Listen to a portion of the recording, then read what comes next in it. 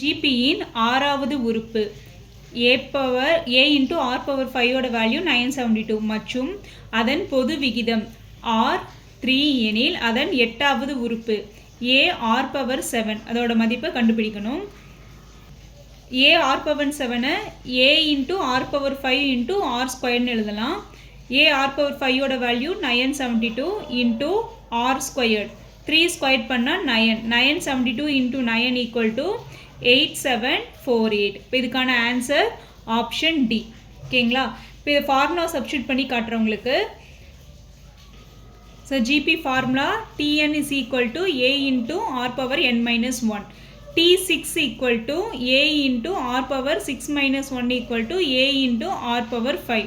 t6 ஓட value given எவ்வளோ கொடுத்துருக்காங்கன்னா 972ன்னு கொடுத்துருக்காங்க. அடுத்து t8 is equal to a into r power 8 minus 1 equal to a into r power 7.